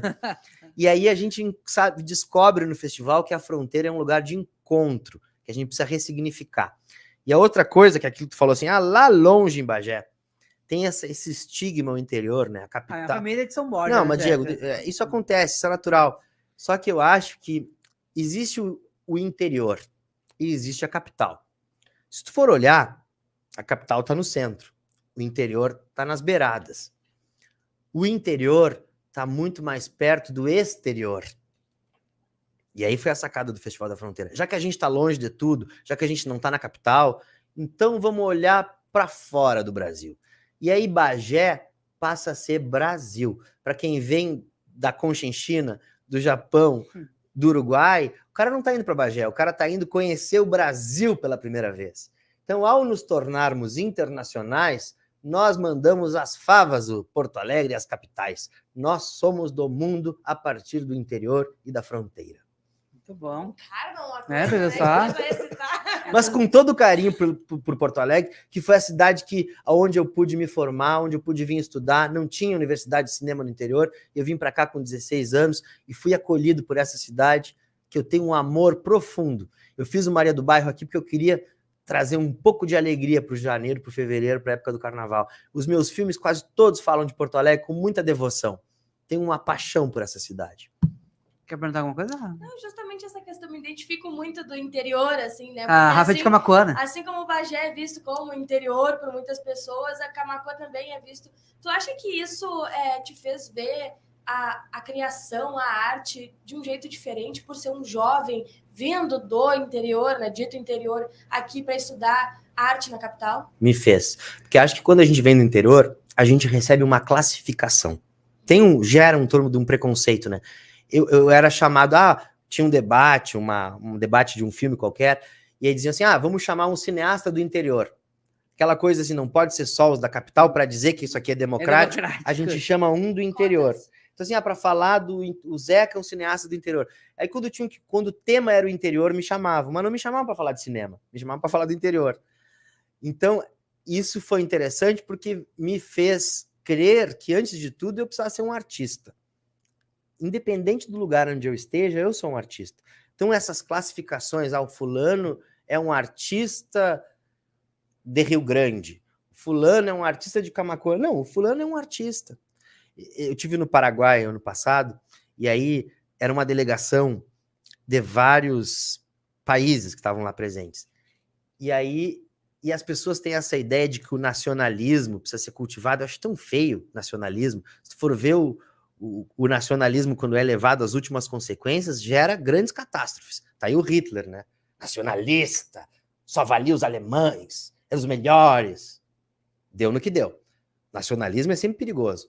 Aí eu chego lá no Paraguai e aí diziam assim, tá aqui fulano da Argentina, tá aqui fulano de Santa Catarina, e tá aqui o Zeca, gaúcho, não, brasileiro. Foi uma coisa assim, e eu falei assim, eu sou brasileiro, mas eu queria que me dissesse, tá aqui o Zeca, um artista. Porque eu tenho orgulho de ser gaúcho, mas eu tenho mais orgulho de ser humano. E se ser gaúcho me torna diferente de um palestino, eu não quero ser gaúcho, eu quero ser humano. É profundo, né? Ele termina as respostas com um jeito diferente. É diferenciado, Diego, é diferenciado, a gente não tá acostumado. Não. Aqui é outro nível, né? E, assim, é um cara que é um pensador, um leitor, um estudioso. Tá, mas deixa eu entender melhor. O Festival de Cinema da Fronteira, ele faz em Bagé, Santana do Livramento e Ribeira. Essas 3 cidades, e Aceguá também. Como é que funciona essa logística? Ele começa... Aceguá me venderam uma champanhe que não era champanhe, eu deixava bem dito isso. Opa. Ele começa em Ribeira e Livramento no primeiro dia, e ali a gente vai ter uma imersão no Pampa Gaúcho, vai pensar questões que passam pelo audiovisual e o turismo. Sabe, Diego, que a gente, quando coloca essas duas pautas em consonância, audiovisual e turismo, todo mundo ganha. Por quê? para você ter turismo, você precisa promover o seu território. E a melhor maneira de promover um lugar é o audiovisual. Seja pelas tuas transmissões, dos teus programas, seja por um filme que é feito num lugar, seja por uma série que é feita num lugar. Então a gente quer trabalhar isso, de que se a gente apostar, se o turismo acreditar no audiovisual, o turismo tende a ganhar. Ele chega, né? E se o audiovisual entender que pode caminhar junto com a promoção dos lugares, ganha o audiovisual. Quando a gente faz cinema e a gente faz turismo, a gente usa as mesmas coisas, hospedagem, alimentação, transporte. Então, o primeiro dia do festival vai trazer essas reflexões. Vai pensar como é que a gente pode desenvolver a região da fronteira contando com o audiovisual. Como é que o audiovisual pode mostrar os vinhos que a gente está produzindo, os azeites que a gente está produzindo, a carne de qualidade que a gente tem? Pera só um pouquinho, Zeca. Acorda, meu. Pode continuar. Aham. Sei. Então, no primeiro dia, a gente vai estar em Livramento e depois a gente segue para Bagé, onde a gente faz as mostras competitivas de curtas, de longas metragens e de animação. O ano passado faz tão pouco que eu tive em Bagé, Zeca. Foi tão pouco que eu tive em Bagé. A Leona foi a homenageada, né? E ela estava no auge da novela da Terra e Paixão. Terra e Paixão. Esse ano é a primeira vez que tu vai homenagear um artista internacional? A gente já homenageou um uruguaio brasileiro, que é o César Charlone, o cineasta que fez o filme O Banheiro do Papa. Pô, já viu esse filme? Claro, assisti. Que obra-prima. É um baita filme. Que obra. E é um filme que se passa em Aceguá. Sabia? O Banheiro do Papa, a Não. história se passa em Melo e Aceguá. O cara mora em Aceguá e vai todo dia para Melo, e lá em Melo o Papa ia visitar a cidade de Melo, e aí ele pensando em ganhar um dinheirinho, ele pensa assim, não, vai vir tanta gente para Melo que essas pessoas vão ter que usar o banheiro. Então ele junta todos os esforços possíveis e constrói um banheiro. Chega no dia, ninguém vai no banheiro dele. É um pouco sobre essas utopias, assim, né?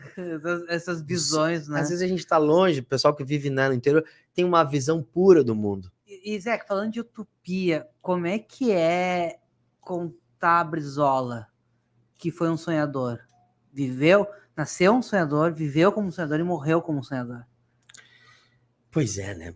E aí eu acho que a palavra utopia se aplica bem, porque o Brizola é isso. O Brizola, se tivesse concretizado tudo que ele sonhou, que país incrível a gente teria. Que país incrível. O Brizola só queria que toda criança pudesse estudar. Esse era o principal objetivo do Brizola.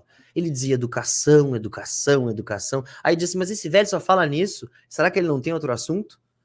Sim, porque ele sabia que o básico era esse. Se a gente tiver educação, a gente tem tudo. Tem segurança, tem saúde, tem emprego. O Brizola é um cara, Rafa, pra te ter noção, que ele vê o pai ser assassinado, ser degolado, na frente né? dele. Na frente Um dele. tiro. Degolado também, né? Foi degolado? Tiro, também. eu acho. Tenho certeza. Acho que é degolado. E tinha tudo para dar errado, né? Tinha tudo para dar errado. Na Galeria Chaves, ele foi... assessorista do elevador. E tá lá o elevador até hoje. Os caras dizem, esse é o elevador que o Brizola foi assessorista, sabe? Sabe que ele foi né? Zelador do Parque da Redenção. Menino, né? Precisava trabalhar, e aí vai trabalhar no emprego, vai morar no Parque da Redenção para cuidar. E aí ele fica na frente da faculdade de engenharia e sonha Engenheiro Leonel, né? Sonha em ser engenheiro. Me emociona de lembrar disso.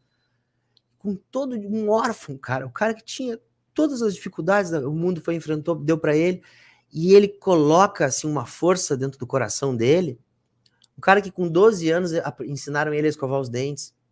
Ou seja, ele foi um menino que teve muita dificuldade na vida, e aí ele resolveu ser engenheiro. E se torna o maior governador da história do Rio Grande do Sul. Não tem outro, Diego. O cara... Ele é o único governador que governou 2 estados, né? De 2 estados. Ele foi do Rio Grande do Sul e do Rio de Janeiro.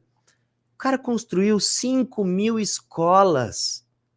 Hoje, a gente tem um estado um pouco mais desenvolvido graças aos 4 anos que o Brizola foi governador. 5.000 escolas.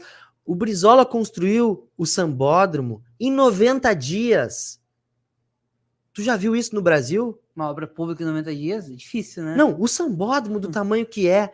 E ele construiu o Sambódromo, os caras depois, como a sociedade é medíocre, né? e destrói as coisas boas.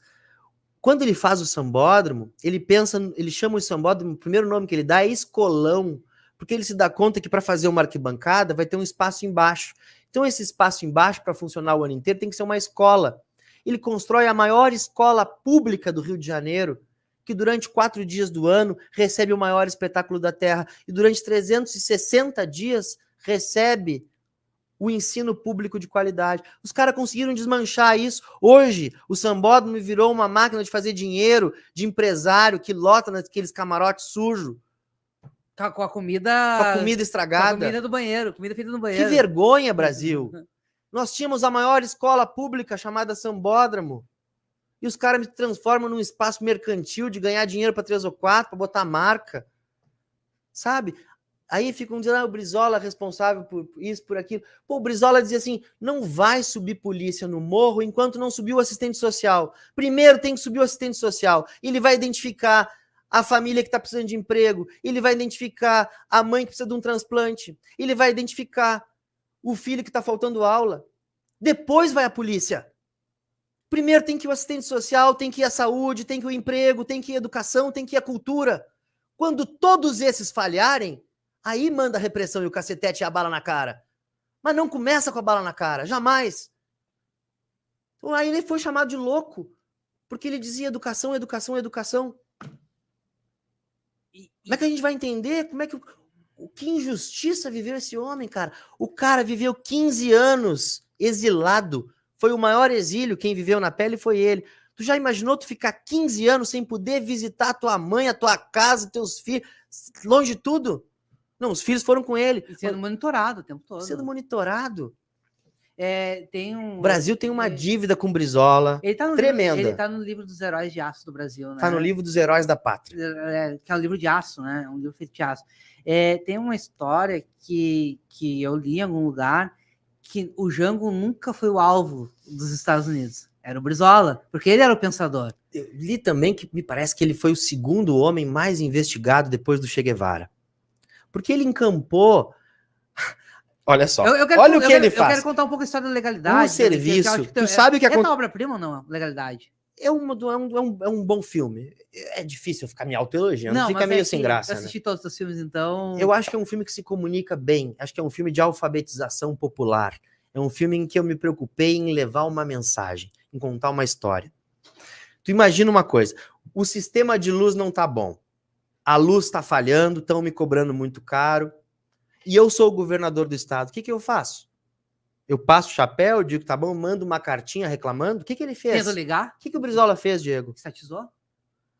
O sistema de telefonia tava uma porcaria, as pessoas não conseguiam falar umas com as outras, não funcionava. O que o Brizola fez? Estatizou. Estatizou.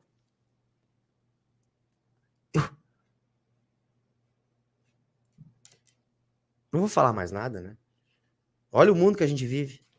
Olha o caos que é hoje a gente perder todas 20 anos de pesquisa, porque o freezer que tinha as amostras da Antártica, as amostras de solo da Antártica, derreteu porque faltou luz durante 15 dias. As pessoas que fazem hemodiálise, Diego, não poder ligar um aparelho, Diego. Isso é sério? Então, assim, falta Leonel Brizola, mas faz falta na sociedade.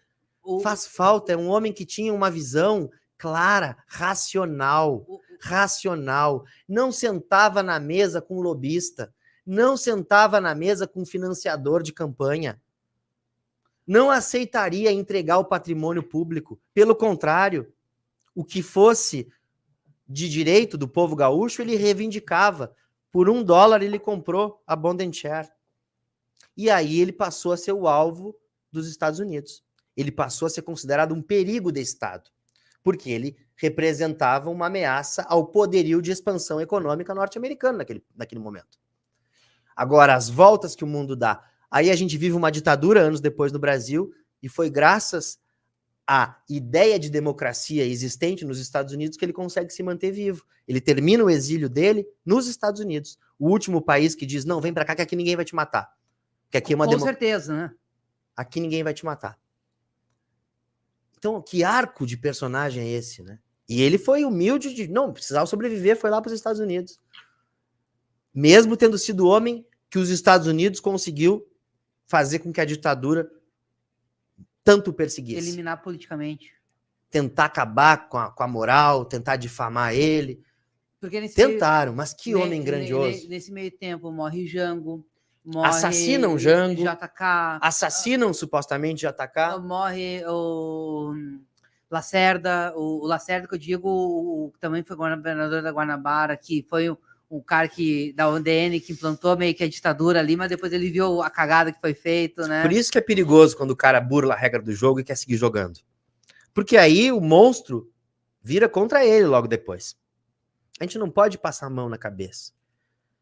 Quando uma coisa é feita errada, a gente tem que julgar. Não dá para fingir que não aconteceu.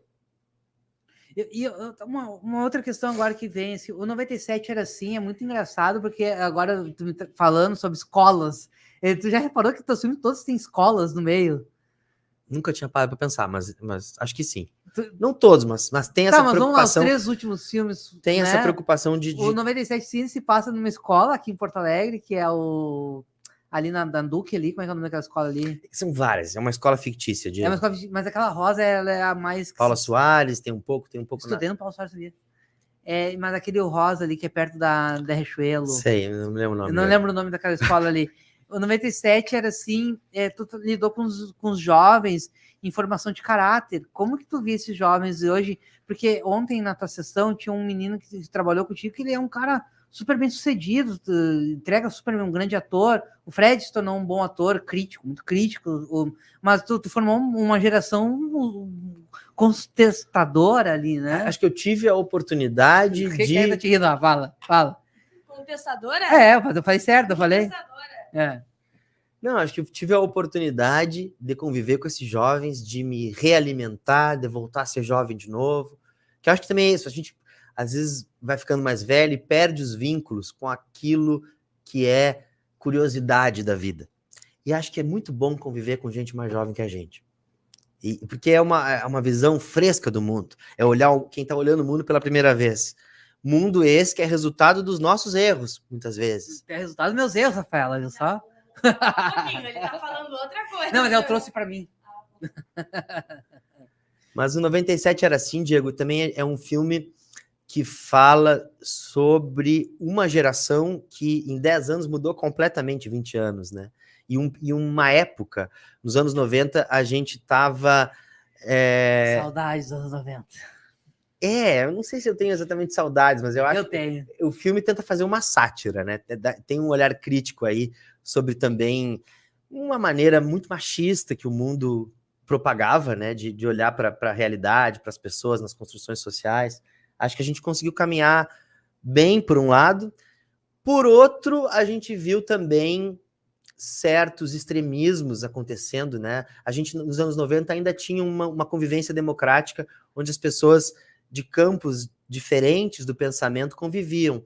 Eu vejo uma sociedade hoje com muita dificuldade de diálogo, né? As pessoas pensam diferente e... O Bolsonaro e Lula virou Inter e Grêmio. Ou tu é uma coisa ou tu é outra. Pois é, mas aí também, né?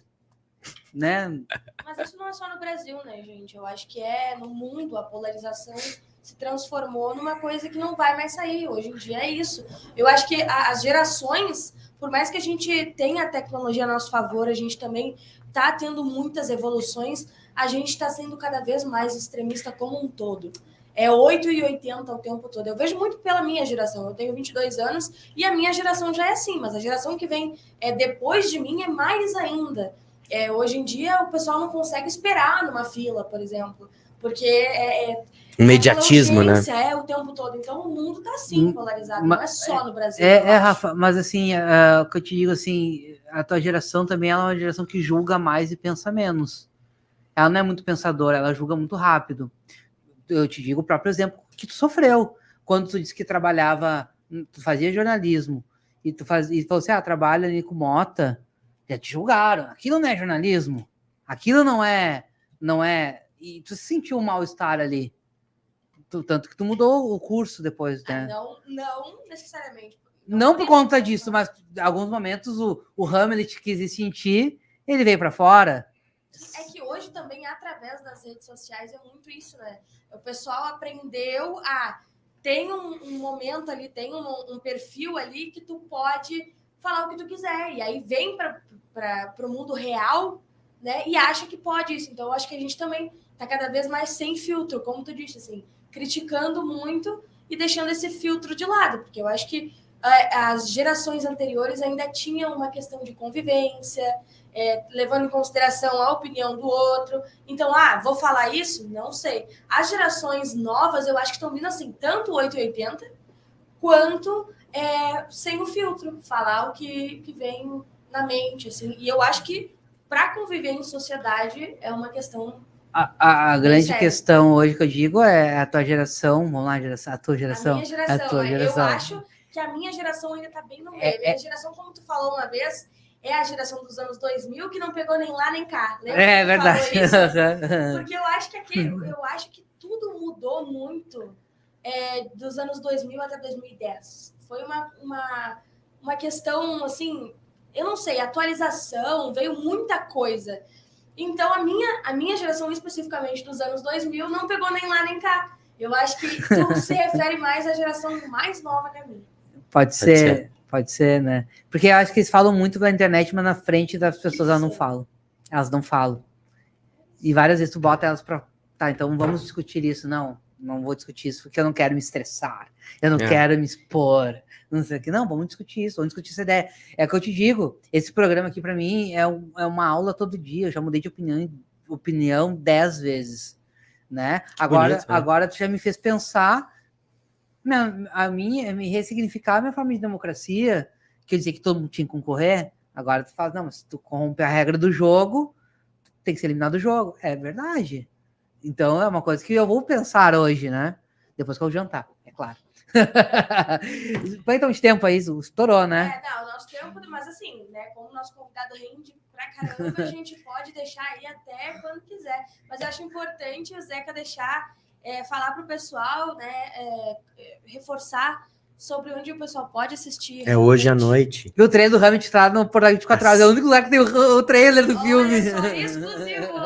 Lá na Casa de Cultura Mari Quintana, 7h30 da noite, é o filme Hamlet, feito aqui em Porto Alegre, que ganhou 5 quiquitos e tá passando na Casa de Cultura. É privilégio dos gaúchos. O porto-alegrense vai ver antes dos demais brasileiros. Então vamos aproveitar e vamos também furar um pouco essa bolha, porque tá aí o Duna ocupando 15 salas, 20 salas, e eu consegui botar o Hamlet em uma sala. Por quê? Porque a gente também é programado para só dizer assim, Brasil, mostra a tua cara, vai lá ver o Hamlet para conhecer o teu país. Zé, quero agradecer a tua presença hoje aí, foi um bate-papo incrível, e tem que aproveitar, sabe por quê, Rafa? Porque ele mora aqui na Rua do Lado, e ele não vem aqui. É a segunda vez que ele vem, mas ele vem meio que amarrado. Ontem eu disse... Sou nômade, Diego, eu moro em toda parte. Eu tô por moro dentro de mim, dentro de você. Te agradecer teu tempo, agradecer pelo Hamlet, por ter apostado junto no Portal 24 Horas. Cara, tem uma cena que eu queria discutir contigo agora na finaleira já. Tu conseguiu enfrentar a grande mídia e tu mostra isso no filme por 2 minutos, onde tu enfrenta uma jornalista que tem um canhão na mão e tu mostra para ela que tu tem a câmera na mão e ela se intimida. É a Vanessa Pires e tem esse com o Mota, essa brincadeira que o Mota faz, porque o Zeca ele enfrenta a Vanessa com uma câmera e ela faz uma pergunta para ele e ele pergunta a mesma para ela e aquilo vira a mídia, a grande mídia, com a pessoa com uma câmera mostrando que ela também tem esse poder. Como é que foi esse momento? Tu pensou nem depois? Não, é que assim, a gente aprende quando faz documentário, quando estuda documentário, que o documentarista ele tem que ser invisível. Então, por exemplo, se eu fosse fazer um documentário sobre o Porto Alegre 24 horas, eu colocaria a câmera ali no cantinho e ia ficar quieto. Tem uma discussão muito clássica aí da fotografia, que é aquela imagem do menino quase morrendo de fome e um abutre que está se aproximando. E aí se discute a questão ética. Por que o fotógrafo tirou aquela foto? Será que ele não deveria ter largado a câmera e espantado o abutre? Porque o ato é o abutre se aproximando da criança. O fotógrafo naquele momento, esse fotógrafo se matou, inclusive. De tanto que foi refletido sobre essa questão. Ali naquele momento, eu tinha uma escolha. eu poderia ser um documentarista invisível e documentar e deixar que o meu personagem fosse agredido ou tivesse a comunicação deturpada, que era o que estava acontecendo. Tinha uma versão e o meu personagem estava sendo jogado para aquela versão e aquela versão queria devorar ele. Ali eu não raciocinei. Ali eu não pensei. Ali eu agi. Ali eu ser ou não ser vira ação. Que é, eu posso ficar numa posição confortável e documentar algo que eu considero uma injustiça. Ou eu posso enfrentar essa injustiça. Quebrar a quarta parede, que se dane o cânone que diz que o documentarista tem que ficar quietinho e deixar o leão comer o domador. Não, eu vou me meter entre o leão e o domador. E vou botar a câmera na cara do leão. E vamos ver como é que o leão vai rugir. Porque é muito fácil chegar com uma transmissão ao vivo, um microfone da RBS, da Band, da Record, e chegar para um estudante de 16 anos e dizer: como é que tu te sente aqui impedindo que teus colegas estudem? Não é ela que estava querendo dizer isso. É o que o editor mandou ela dizer. Ou o que o jornal, a pauta do jornal. O diretor. O patrocinador que banca o anúncio do intervalo comercial, que certamente é uma escola privada, e por aí vai. Então, ali é um momento também divisor de águas na minha vida cinematográfica, onde eu chego à seguinte conclusão: que se dane a estética. Agora, o que importa é a ética. Eu vou morrer com isso na garganta, pensando que eu poderia ter defendido uma pessoa, mas eu me calei porque o cânone do documentário diz que eu devo observar e ficar quieto? Qual é o meu lugar como cidadão? Tu quebrou a regra ali, então. Quebrei a regra do cinema ali, do que a gente entende como deve ser um documentário. Ali eu parto, eu uso da arma como um elemento de confronto e não de observação. Quando acaba isso, tu tem noção do tamanho do que tu fez? Não sei, talvez daqui a 50 anos. Mas eu acho que sim. No dia, sim. Eu fui para casa, assim, com o coração quente, assim. E o outro fotógrafo do filme, o Joba... O que pega a tua parte. Ele tem uma cena... Não, o que faz a cena com o secretário estadual de Educação. Que ele literalmente coloca a bala na cara. Se coloca de frente pro tiro. E ali tem um ato de muita coragem. O filme Hamlet, quem assistir... vai ver um filme de rebeldia e de muita coragem, por parte dos estudantes e por parte de quem está atrás da câmera. Porque a gente poderia ter levado muito tiro para fazer aquele filme. Porque a gente via o choque chegando em direção a 20 estudantes desarmados, e aí a gente podia ficar observando de longe. O que a gente fazia? A gente pegava a câmera e botava na cara do soldado. Quero ver que soldado vai dar porrada com uma câmera na cara dele. A gente passou por isso esses dias, né, Rafa? Que foi onde eu... numa manifestação, me coloquei entre os manifestantes e a brigada, sabe? E teve bala de borracha, foi difícil, assim, foi um dos momentos que eu acho que eu fiz tudo valer a pena. Cara, porque foi falado em tudo que foi lugar. Conta essa história, tu fala assim, ó, hoje eu tava lá e tinha 20 estudantes e do outro lado tava a Brigada Militar. Pô, a mesma Brigada Militar que defendeu a democracia em 61 tava dando porrada em estudante. Não, essa história essa página a gente precisa virar, né? Não dá. A gente tem que olhar para a valorosa brigada militar e resgatar esses valores. Uma brigada humanista, uma brigada que jamais aceita o racismo, uma brigada que acredita na democracia, que defende os direitos do cidadão. A brigada do Leonel Brizola de 61 e o Legalidade Mostra foi graças à Brigada Militar em 61 que a gente não teve um golpe de Estado do Exército Brasileiro em 61. A valorosa Brigada Militar mostrou que estava disposta a resistir, inclusive contra o Terceiro Exército, que tinha 120 mil homens. Essa brigada que eu quero lembrar. Infelizmente, em 2016, eu vi um outro lado, que era o governo de gestão mandando o servidor público dar porrada no estudante, intimidar um jovem de menor de idade. Que vergonha. Com isso nós encerramos, né, Rafaela Gonzalez? Não, mas eu quero dizer que eu acredito muito na brigada. E acho muito importante a gente falar sobre esses episódios históricos, porque, como eu te disse, em 61 foi graças à Brigada Militar que a gente viveu o episódio da legalidade. Sim, claro. Nós tivemos um governador que pôde contar com o valoroso serviço da Brigada Militar e do Corpo de Bombeiros. Rafaela Gonzalez, por mim, hoje são uma das melhores entrevistas desse programa, né? Isso mesmo, Diego. Eu acho que é muito importante a gente sempre trazer pessoas assim, políticas também, que desafiam a nossa opinião, né? A nossa como comunicadores aqui nessa plataforma, e também a opinião de muitas pessoas por aí que se calam, né? E eu acho que na próxima semana a gente vai ter que se esforçar mais, porque para superar esse convidado vai ser difícil. Nós temos dois bons convidados agora pela frente. Vamos ver se o nível vai se manter. Uma é a Luciana Genro. Sem spoiler, Diego. Não, vou falar, a Luciana Genro, curioso para tratar com ela. Curioso, né? Okay. E o outro vai ser o grande músico Elton Saldanha. Ok, então, semana que vem, na próxima segunda, a gente vai estar aqui novamente no Raio X, pela Acústica FM, Porto Alegre 24 horas, em todas as plataformas. Porque já começa a sabatina com os candidatos à prefeitura. Aí que o bicho pega. Valeu, gente!